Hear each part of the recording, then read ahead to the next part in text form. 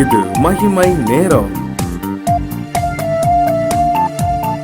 கர்த்தரும் இரட்சகருமாகிய இயேசு கிறிஸ்துவின் இனிதான நாமத்தில் மகிமை டிவி நேயர்களை நான் வாழ்த்துகிறேன். ஸ்திரீயே, நீ உன் பலவீனத்திலிருந்து விடுதலையாக்கப்பட்டாய் என்று நம்முடைய பலவீனத்திலிருந்து நம்மை பலப்படுத்துகிற கிறிஸ்து என்பதை குறித்து நாம் தியானித்து வருகிறோம். நம்முடைய சரீரங்களில் காணப்படுகிற அவயங்களில் காணப்படுகிற ஆவிக்குரிய பலவீனங்களிலிருந்து தேவன் நம்மை விடுவிக்கிறார், நமக்கு பலன் அளிக்கிறார் என்பதை குறித்து நாம் தியானித்து வருகிறோம். கடந்த நாட்களிலும் தன்னுடைய உதடுகளில் காணப்படுகிற பலவீனம், கண்களில் காணப்படுகிற பலவீனத்திலிருந்து தேவன் நம்மை பலப்படுத்துகிறார் என்று வேதத்திலிருந்து பல காரியங்களை தியானித்தோம். இன்றைய நாளிலும் இருதயத்தை பலப்படுத்துகிற தேவன் என்பதை குறித்து தியானிக்க இருக்கிறோம். நம்முடைய சரீரங்களில் காணப்படுகிற அவயங்களிலே மிகவும் கேடுள்ளதும் திருக்குள்ளதுமாய் இருக்கிறது நம்முடைய இருதயம். எசேக்கியேல் 36 அதிகாரம் 26 வசனத்திலே பார்க்கும் பொழுது கர்த்தர் சொல்லுகிறார், உங்களுக்கு நவமான இருதயத்தை கொடுத்து உங்கள் உள்ளத்திலே புதிதான ஆவியை கட்டளையிட்டு கல்லான இருதயத்தை உங்கள் மாம்சத்தில் இருந்து எடுத்து போட்டு சதையான இருதயத்தை உங்களுக்கு கொடுப்பேன். ஆம், கர்த்தர் சொல்லுகிறார், நவமான இருதயத்தை உங்களுக்கு கொடுப்பேன். நம்முடைய இருதயத்தில் உள்ள கசப்புகள், வெறுப்புகள், வைராக்கியங்கள், துரோகங்கள், எல்லா பாவ சுவாபங்களையும் கழுவி அவர் சுத்திகரித்து அவருடைய புதிதான ஆவியை நமக்குள்ளே கொடுக்கும் பொழுதுதான் அந்த கல்லான இருதயத்தை நம்மிடத்திலிருந்து எடுத்து போட்டு சதையான இருதயத்தை கர்த்தர் நமக்கு தருகிறார். நவமான இருதயத்தை நமக்கு தருகிறார். நம்முடைய பலத்தினாலோ நம்முடைய இருதயத்தின் பலவீனத்தில் இருந்து விடுதலையாக முடியவே முடியாது.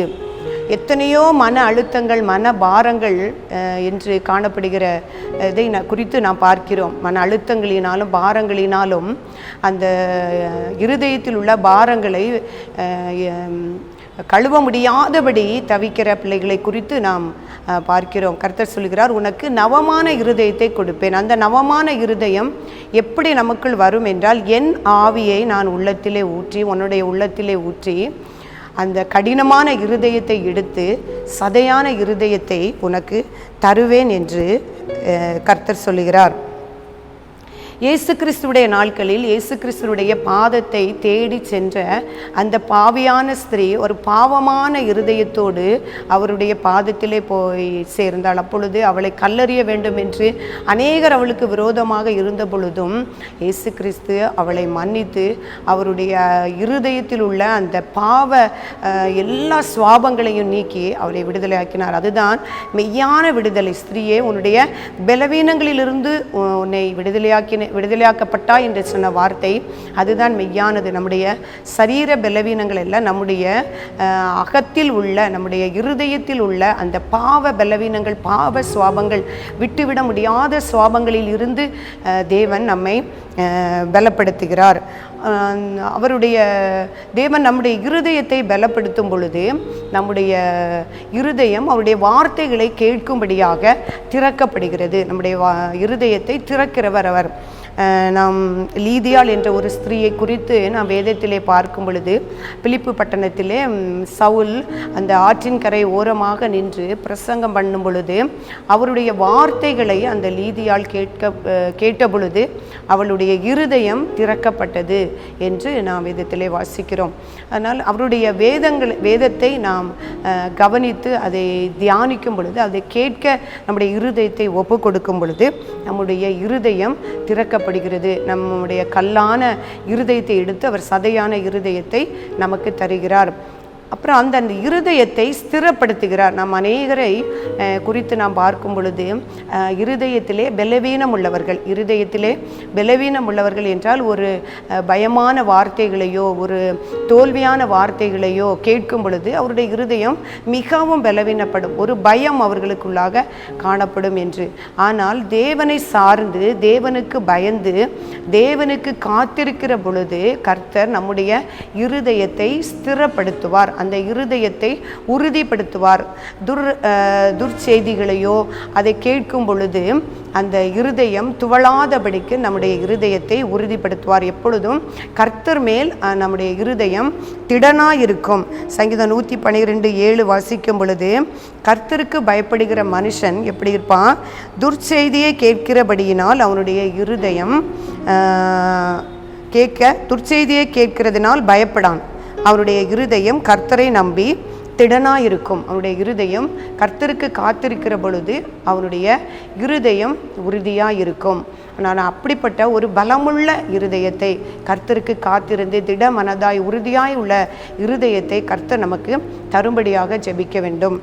இறுதியாக பார்க்கும் பொழுது நாம் கர்த்தரை விட்டு விலகி இருக்கிறவருடைய இருதயம்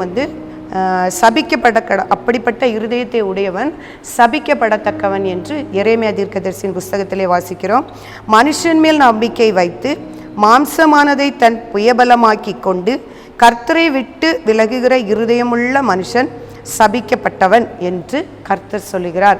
அப்படி இராதபடிக்கு கர்த்தரை நித்தமும் தேடி அவருடைய பாதத்திலே காத்திருந்து நம் இருதயத்தை ஸ்திரப்படுத்தி அவருடைய பலத்தினால் நம்முடைய பாவ சுவாபங்களில் இருந்து நாம் விடுதலையாக்கும்படியாக தேவனிடத்திலே பிரார்த்திக்கும் பொழுது அந்த கல்லான இருதயம், அந்த மன அழுத்தம், விட்டுவிட முடியாத, பிறரை மன்னிக்க முடியாத சுவாபங்கள், தன் இருதயத்தை அழுத்தி கொண்டிருக்கிற பாரங்கள், கசப்பினாலும் வஞ்சகத்தினாலும் அழுத்தி கொண்டிருக்கிற பாரங்களில் இருந்து அந்த கடினத்தை நீக்கி தேவன் நவமான இருதயத்தை நமக்கு கொடுக்கிறார். அப்படிப்பட்ட பலவீனங்களிலிருந்து, இருதய பலவீனங்களிலிருந்து நம்மை பலப்படுத்தும்படியாக நம் தேவனிடத்திலே கேட்போம், தேவனிடத்திலே வேண்டிக் கொள்வோம். அப்படிப்பட்ட பலத்தை நாம், இருதய பலவீனத்திலிருந்து பலத்தை நாம் பெற்றுக்கொள்வோம். நாம் ஜெபிப்போம். கிருபை நிறைந்த எங்கள் அன்புள்ள ஆண்டவரே, எங்கள் இருதயங்களை அறிந்திருக்கிறவரே, உமக்கு ஸ்தோத்திரம் அப்பா. நீர் சொன்னது போல கர்த்தாவே ஆண்டவரே, நவமான இருதயத்தை எங்களுக்குள்ளே தாரும் அப்பா. எங்கள் இருதயத்தில் காணப்படுகிற பலவீனங்கள் அப்பா, விட்டுவிட முடியாத பாவ சுவாபங்களை உடைய ஆவியை எங்களுக்குள்ளே அனுப்பி எங்களை பலப்படுத்தி பாவத்திலிருந்து விடுதலையாக்கப்பட தேவரீர் உதவி செய்யும்படியாக ஜெபிக்கிறேன் சுவாமி. ஆண்டவரே, பலவீனங்களிலிருந்து, இருதய பலவீனத்திலிருந்து, அந்த பாவ சுவாபங்களிலிருந்து தேவரீர் எங்களுக்கு விடுதலை தரும்படியாய் ஜெபிக்கிறேன். எங்கள் ஆவிக்குரிய இருதயத்தை கர்த்தர் நீர் திறந்தருளும்படியாய் நாங்கள் ஜெபிக்கிறோம். எங்களை பலப்படுத்தும், பலவீனங்களிலிருந்து எங்களை விடுதலையாக்கும். எங்களை தாழ்த்தி ஒப்பு கொடுக்கிறோம். இந்த வார்த்தைகளுக்காக உமக்கு நன்றி செலுத்துகிறோம். கேட்கிற ஒவ்வொருடைய உள்ளத்திலும் கர்த்தர் நீங்க கிரியை செய்யும்படியாய் ஜெபிக்கிறேன். பரிசுத்த ஆவியானவர் கிரியை செய்யும்படியாய் நாங்கள் ஜெபிக்கிறோம், ஒப்பு கொடுக்கிறோம். இயேசு கிறிஸ்துவின் மூலம் ஜெபிக்கிறோம் நல்ல பிதாவே, ஆமேன்.